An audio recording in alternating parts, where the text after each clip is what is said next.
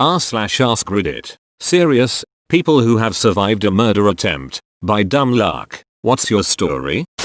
My dad was a meth addict. He did lots of ducked up things, dropping me off at trap houses to have sleepovers with other coke babies, living in a house full of animal and hoarding. He sicked his pit bull on a black child. He was a real ducking character. One night he came looking for my mom and I at our place. Mom wasn't there. Grandma was babysitting me. I was sleeping in bed when somebody started to try and open my window. It was locked, but they kept jamming something into the bottom to try and force it open. At the same time, I heard the living room door being tried by somebody else. My grandma snuck into my room in her nightgown, apparently woken up by the same thing, and told me say nothing. Don't even whisper. We laid under my bed while a group of men shouted for my mom to come out, slammed their hands on the windows to try and break them, and jumped on my grandma's car. She called the police and barely whispered into the phone. Eventually the cops arrived and the men scattered. Long story short, my dad and his other meth head friends came to the house with guns and knives with every intention to kill me and my mother because she was going to get custody of me. If my mom wasn't so vigilant with locks, we had 3 different kinds on the front and back doors, we would have died. My sister had this one friend when we were growing up I always got a bad vibe from. She would try to pick on my little brother but I would always stop her. I was 8, she was 10. Once we were at a lake and all the kids were swimming. I swam out to the deep roped off part but I was still little and really shouldn't have. She kept acting weird and getting closer to me making this weird laugh. She pushed me off the wooden pole in the water and I got scared and started to swim back but she came up behind me and pushed me under the water. It didn't click at first that she was trying to drown me but after she aggressively pushed me under the 3rd time I had this crazy moment of clarity. It was like the world slowed down ever so briefly. I relaxed and let myself sink, swam underneath her, and came up behind her. I grabbed her hair and shoved her face into the water, keeping my legs on her back so her body couldn't rise. I waited until her struggling slowed down and let her come up. I waited in the water saying nothing, bracing myself for her retaliation but she just looked panicked and swam back to shore. I told my sister who had already expressed that the girl was weird. We confronted her together and she just looked really dazed. In a monotone voice she said, "I'm sorry, I didn't know it would be like that." It wasn't until I replayed those words in my mind later that I realized what she was saying was, "Sorry, I tried to drown you." It wasn't until I was almost drowned myself that I realized how horrible it is to do to someone. My husband and I live above our place of business. Our alarm company called us at 3 AM to say there was a motion detector alert. Just one. In a weird place. We assumed it was a mouse but went to reset check it out. Husband ended up face to face with a burglar who was on his way out the window he had broken. He ran back inside. I called 911 and we heard mad chaos going on in the depths of the building. So much crashing and smashing. Burglar monkey climbed a 10-foot iron gate, bodily smashed through 2 sets of commercial grade glass doors and was outside again. My husband was like, "Yeah, duck this dude." Tore after him and tackled him. He got him on the ground and pinned him. Bear in mind the whole time I'm narrating to 911 and chasing around in panties and tank top. I was a bit behind my husband, in the middle of the street about 15 feet away when a minivan squealed around the corner. It was his GF getaway driver. I luckily missed it. I was super focused on reading the license plate, which was one of those cutesy font out of state ones and therefore hard to read, but she yelled, "Get the duck off him or I'm running your bitch over." Then she tried to. The audio and video I had to watch for the trial was horrifying.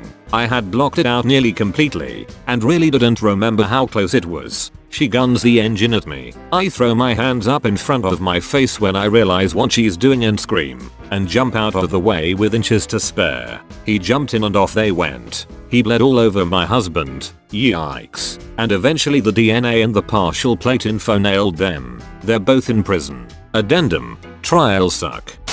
Serious. 3 men drugged me and kidnapped me. I woke up on a floor with one of them tearing my clothes off and my moon boot. Broken foot. I tried kicking him off with the boot but he started knocking my head into the floor and I passed out. I woke up in daylight in a garbage bin, naked and in a pool of my own blood. I don't know how the duck I got out of there or how I found the nearest policeman, but I then collapsed again. Woke up in a hospital with 52 stitches in my head and 78 in and around my vulva and breasts. Doctor said it was the worst tape trauma she ever saw. They say it's a miracle I'm alive and don't know how I did it. They were never caught. I am a crisis, trauma and PTSD counselor now. They didn't win.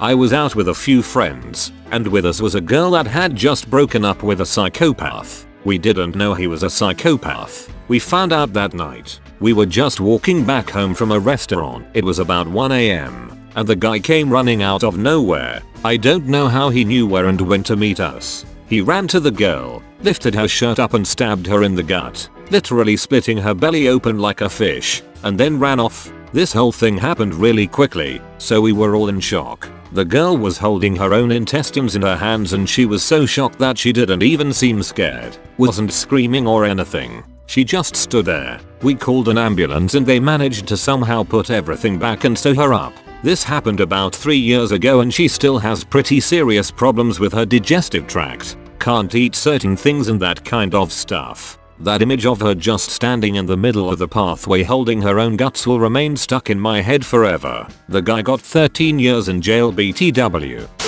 Serious. I had a guy high on both meth and acid break into my apartment in college. Somehow he was convinced he lost his glasses inside. I'm doing dishes when my door gets slammed open. Next thing I know he is behind me. I am being choked to death in my kitchen. As I was losing consciousness I grabbed my roommate's acrylic bong and frantically swung over my shoulder into his face. The bong broke but did nothing as the guy was choking me even harder. So I swung it again. Because the bong broke the first time I was hitting the guy with a 6-inch claw of acrylic glass. Afterward his scalp and part of his cheek were hanging off the side of his face. Essentially I scalped him with a bong. So I chased the guy out of my house. There is easily 2 feet of snow outside. He tries walking back to his house through a cemetery as a shortcut. Seriously. And he passes out in the cemetery. The police only found him because I called the cops and they followed the blood and footprints through the snow. And that's the part I was surprised about the most. I hit the guy on his scalp. There isn't much blood in a scalp compared to most the body, but my kitchen was covered in blood. His blood was on my refrigerator, counter, floor and ceiling. It was almost as traumatic to clean it. My roommates were gone for winter break. Thank God my roommate's girlfriend came over and helped me. Now as for the guy, the cops couldn't charge him for 2 days because he needed blood transfusions. He was charged with assault, breaking and entering and attempted murder. Not sure what he got convicted of but he went to jail for 4 years. I was exiting a bar once after last call and was with a friend who was a medic. We saw a girl laying in a snowbank near a telephone pole who had just been hit by a car. We ran over and tried to help her. Some others were already on the phone with 911 and I, not having any medical training, didn't have anything to contribute but didn't want to just leave. The whole situation was concerning. I turn around for a second and start to hear people screaming. I turn around, our minivan was heading for us. The few people around this woman, they already started to run, but I was too late. He hit me as I was trying to flee, put the car in reverse, ran over me again, and then went forward and run over me a 3rd time. Turns out the guy was high and drunk and got into a fight with the women's BF, whom I bear a strong resemblance to. He thought I was him. Not to throw a pity party for myself, but 9 years later I have a ton of medical issues, and my life pretty much started on a downward spiral since then. But sure, I guess I survived. I was 15 and outside in my garage petting my cat. It was November so it was already dark by 5 PM. Someone opened the door behind me without me hearing, grabbed me by my ponytail and starting dragging me outside. They hit me on my head with a brick and knocked me out. Pulled me halfway around my house when, I'm guessing this is when, they stabbed me on the left side of my stomach. This must have brought me out of my daze, because my mom said she heard me scream from inside where she and my brother and sister were in the kitchen. They came out the front door and saw me bleeding out on the sidewalk. Called 911, had 12 stitches, double layer, and a severe concussion, and whiplash, didn't eat and hardly slept for a week. They never found them.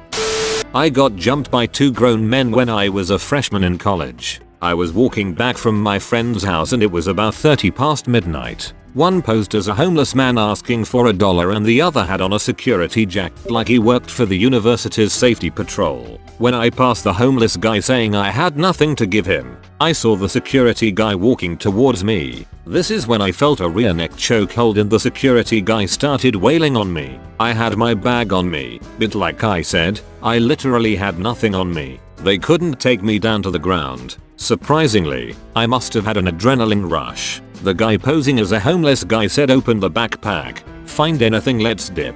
This lasted about 2-3 minutes, but it felt like forever. The whole time I could feel something pointy in my back, but I just like to think that the guy was extremely excited, and it wasn't a knife. Luckily, it was right outside my friend's house and a couple of them came running out when they heard the commotion. The guys fled immediately when 3 of my friends came sprinting towards them. I still look behind me when I walk home alone.